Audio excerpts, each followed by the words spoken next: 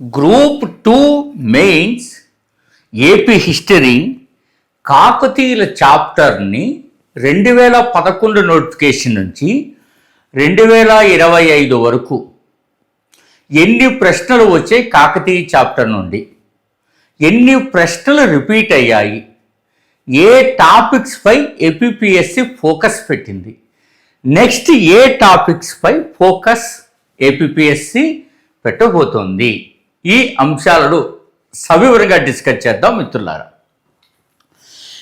ఈ వీడియోలో మీరు కాకతీయుల నుండి ఎన్ని ప్రశ్నలు వచ్చాయో ఇక్కడ వివరిస్తాను. ఏ సంవత్సరంలో ఎన్ని ప్రశ్నలు, ఇప్పటి వరకు అడిగిన ప్రత్యేక అంశాలు ఏమిటి, ఇప్పటి వరకు రిపీట్ అయిన అంశాలు, వీటి గురించి డిస్కస్ చేద్దాం.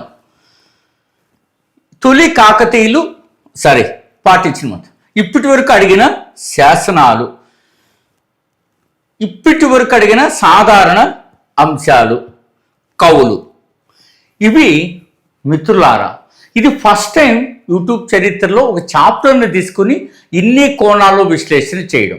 దీనివల్ల మీకు వచ్చే అడ్వాంటేజ్ ఏంటి, 2026-27లో మెయిన్స్లో కాకతీయుల నుండి ఎన్ని క్వశ్చన్స్ వస్తాయో గ్రహించవచ్చు, ఏ అంశాల నుంచి రాబోతున్నాయో దాదాపు మనము అంచనా వేయవచ్చు అనమాట. This is doctor Gopal Reddy, having 30 years experience and హిస్టరీలో పిహెచ్డి.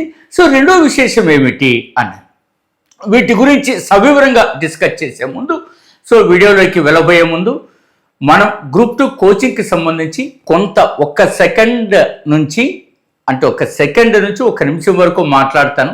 అనేక గ్రంథాలను తీసుకుని తయారు చేసినటువంటి ఈ సాహిత్యం మనకు ఫస్ట్ మెటీరియల్ ఎవరికైనా ముఖ్యమైనటువంటిది.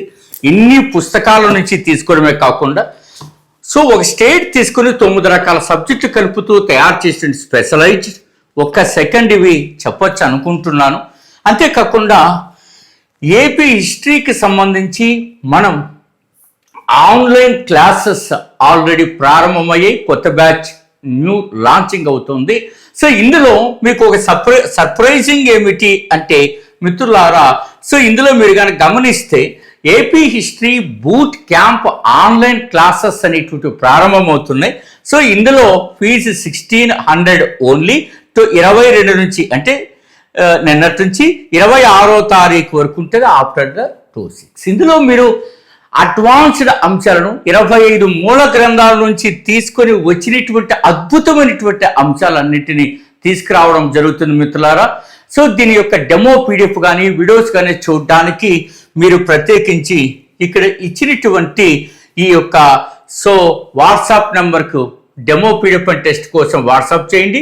డౌన్లోడ్ యాప్ శ్రీ మేఘనా థింక్ ట్యాంక్ మిత్రులారా.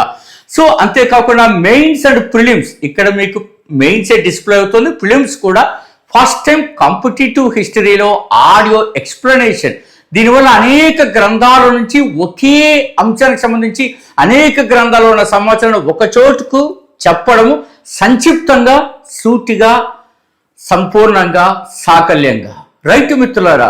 కాబట్టి మీ అడ్మిషన్ నేనే ఖరారు చేసుకోండి. నేను వీడియోలోకి వెళుతున్నా. ఇప్పుడు మనం కానీ చూస్తున్నాం కాకతీయులు. ఎందుకు ఆల్రెడీ కాకతీయులు ఎంచుకున్నారు? ఎందుకంటే మన టార్గెట్ ఏపీ హిస్టరీలో 70 మనం టార్గెట్ పెట్టుకుంటాము, అట్లీస్ట్ 65 అన్న రావాలా. ఫస్ట్ పేపర్ ఎంత బాగా మనం క్షుణ్ణంగా చదివితే 130 మార్క్స్ మనం టార్గెట్ పెట్టుకుంటే 120 వచ్చినా మనం సక్సెస్ అవుతాం. సెకండ్ పేపర్ 110 అన్న రావాలా. లాస్ట్ టైం మనం ఫస్ట్ పేపర్లో 140+ వచ్చాయి, సెకండ్ పేపర్ 110+ వచ్చాం. ఒక్క ఏపీ హిస్టరీ నా మానస పుత్రిక 71 బిట్లను పెట్టినటువంటి ఒక అద్భుతమైనటువంటి యొక్క అంశం మిత్రులు. రైట్. ఇందులో ఇంకా నేను మీతో మాట్లాడుతున్నా. 2011 నుంచి 25 వరకు ఎన్ని ప్రశ్నలు వచ్చాయి? 24 ప్రశ్నలు వచ్చాయి. 24 ప్రశ్నలు వచ్చాయి. విశేషం ఏంటి అంటే ఈ 24 ప్రశ్నలలో 2025లో 5 క్వశ్చన్స్. ఒక్క క్వశ్చను అది 2-3 చాప్టర్ల పరిధిలోకి వస్తుంది, అందువల్ల నేను దీంట్లోకి వేయలేదు. 2019లో 9 క్వశ్చన్స్ వచ్చాయి, 2017లో 4 వచ్చాయి, 2011లో 6 వచ్చాయి. సో దీన్ని బట్టి మీకు ఏం అర్థమవుతుంది?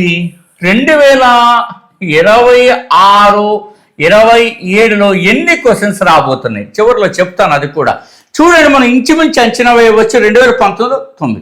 ఇది కానీ పర్ఫెక్ట్గా ఈ వీడియోను ఉపయోగించుకుంటే 100% మీరు కాకతీయులు ఎన్ని క్వశ్చన్స్ వస్తాయి, 5కైతే తగ్గవు కదా, ఇక్కడైతే 4 వచ్చాయి, 5 క్వశ్చన్స్ మనకు పక్కగా తెచ్చేయించాడు గంట పరిశ్రమతోటే. అత్యుక్తి కాదండి, రైట్ అండి. ఇందులో ఇప్పటి వరకు అడిగిన ప్రత్యేక అంశాలు మనం 2011 నుంచి 2008లో మరీ బేసిక్స్ అని నేను తీసుకోలేదు. సో 2011లో ఉంది కదా. సో ఇప్పటి వరకు అడిగిన ప్రత్యేక అంశాల్లో సమయము అనేది చాలా పెక్యులర్ టర్మ్ అండి. ఈ సమయము అనేది కాకతీయుల కాలంలో దేనికి పేరు అంటే కుల సంఘాలకు దీనికి పేరు, రైట్. నేను ఇది లాస్ట్ టైం అడిగాను. ఈసారి దీనిపైన అడగాల్సి వస్తే సమయ సేనాపతి అనేటువంటి అంశం ఏ శాస్త్రంలో ప్రస్తావించబడింది? ఈ కుల సంఘాలకు కొన్ని కట్టుబాట్లు ఉన్నాయి, కొన్ని ఆచారాలు ఉన్నాయి, వాటికి అతిక్రమిస్తే వేసే శిక్షకు ఏమని పేరు అని అడగచ్చు. నెక్స్ట్ మనం కానీ చేస్తే సాని మున్నూరు సంఘము దేనికి సంబంధించినది, తెలికి దేవురు సంఘము దేనికి సంబంధించినది, పంచానమ సంఘము దేనికి సంబంధించినది అని అడిగేటువంటి అవకాశం విస్తృతంగా ఉంది మిత్రులారా. ఇవన్నీ నేను కాకతీయుల PYQs విశ్లేషణ నేను మీకు వీడియో చేసి పెడతాను, అందులో మీరు సవివరంగా సమాధానాలు తెలుసుకుందరు. నెక్స్ట్ మిత్రులారా, ఇప్పుడు వరకు రిపీట్ అయినవి మోటుపల్లి రిపీట్ అయింది. సో మోటుపల్లి జాయప రిపీట్ అయింది, కేతన విజ్ఞానేశ్వరం రిపీట్ అయింది, కేసరి సముద్రం రిపీట్ అయింది. సారీ, నెక్స్ట్ రాయ గజకేసరి, ఇది ఎవరికి కలది ఈ బిరుదు, ఎవరిపై విజయానికి చిహ్నంగానే 2 సార్లు అడిగారండి. 1000 స్తంభాల గుడి అడిగారు, అలాగే జలకరండ ఇది ఒక సంగీత పరిక్రమ అని అడిగాడు. ఇది ఏ శాస్త్రంలో దీని గురించి ప్రస్తావించబడింది అని అడిగాడు. దీని గురించి కొంత అడిషనల్ ఇన్ఫర్మేషన్ మాట్లాడతా. చూడండి, బ్యాక్ రండి. 7 అంశాలు రిపీట్ అయ్యాయి. ఇదంతా ఎవరు చేయాలండి? ఒక ఎక్స్పర్ట్ చేయాలి. మీరు అన్నిగా భావించవద్దు. ఒక నైట్ అంతా కూర్చొని ఆ 25 పుస్తకాలు పెట్టుకొని ఈ ప్రీవియస్ పేపర్స్ పెట్టుకొని ఎక్సర్సైజ్ చేశాను. ఎక్సర్సైజ్ చేస్తున్న వారిని, ఆ రకమైన నాలెడ్జ్ ఇస్తున్న వారిని అభిమానించండి.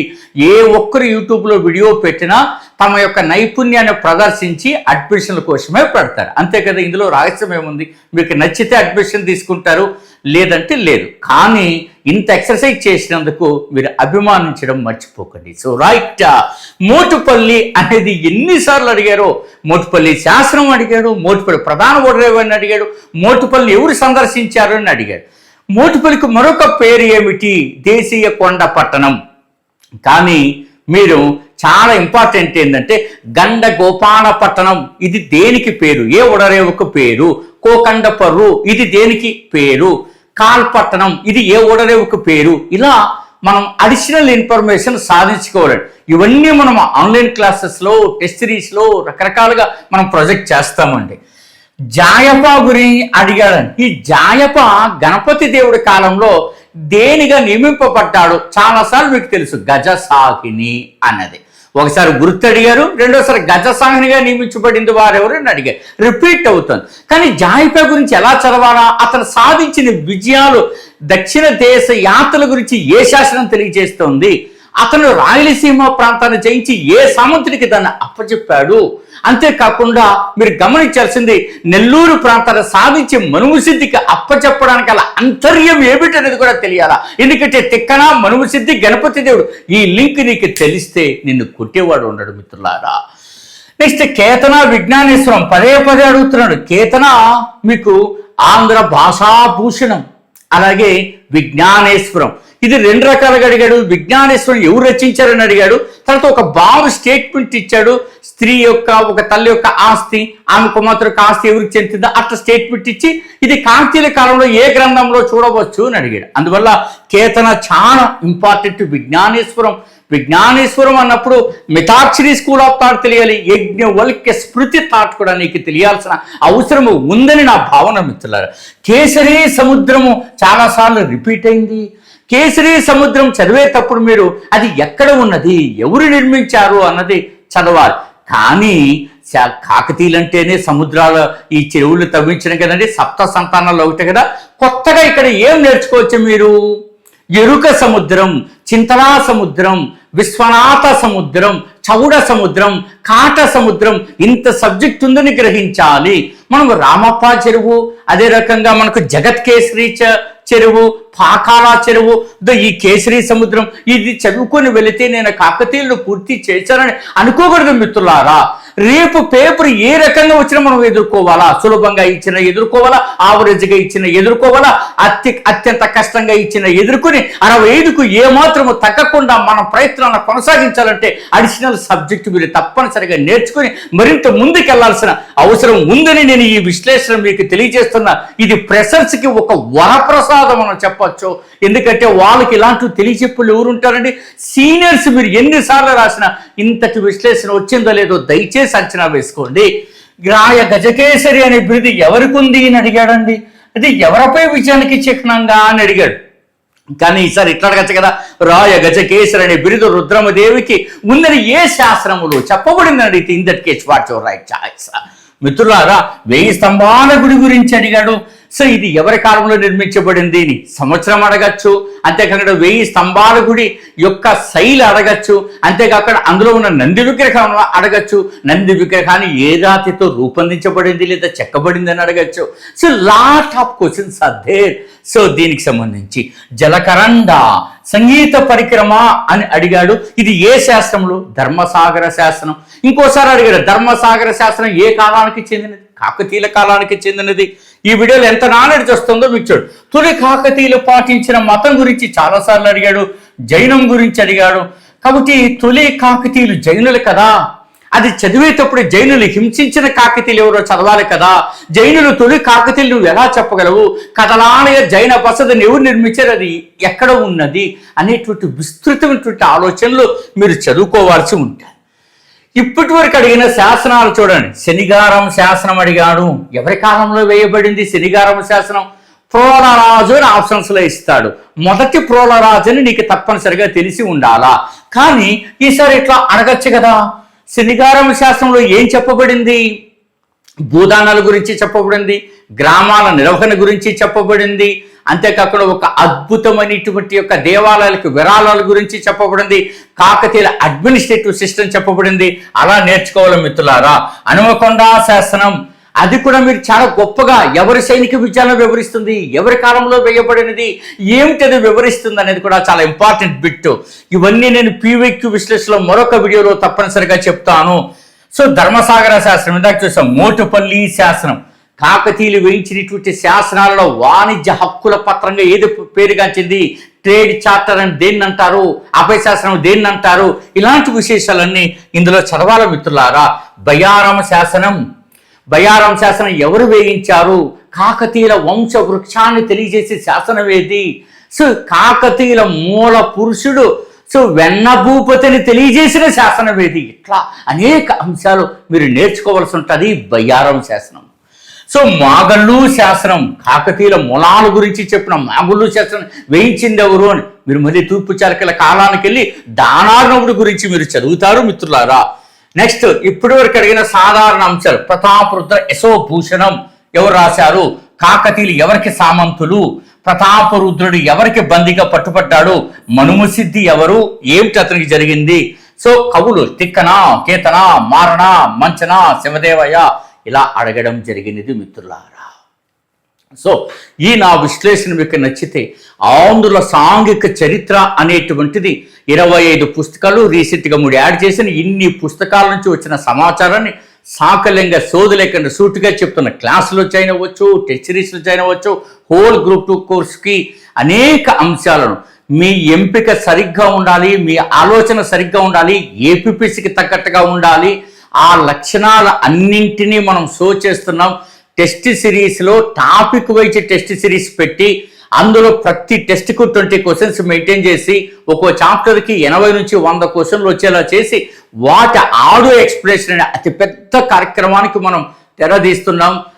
దాని ద్వారా వచ్చే నాలెడ్జ్ చేయండి. నేను 1 నిమిషం మాట్లాడతా 5 బిట్లు వస్తాయి. అలాంటి వాటిలో మీరు స్టేటస్లో, ఆడియోలో, మన స్టేటస్లో ఉన్న వాళ్ళంతా వింటూ ఉంటారు. So anyhow, all the very best మిత్రులారా. సో కాకతీయులకు సంబంధించి అవకాశం ఉంటే PYQ విశ్లేషణ చేస్తాను, పార్ట్ 1 పార్ట్ 2గా వాటిని ఫాలో అవ్వండి. ఆ తర్వాత మరొక చాప్టర్ ఎపిస్టల్కి వెళ్దాం, అలాగే ఫిలిమ్స్లోకి కూడా మనం వెళ్దాం. All the very best, me doctor Gopal day.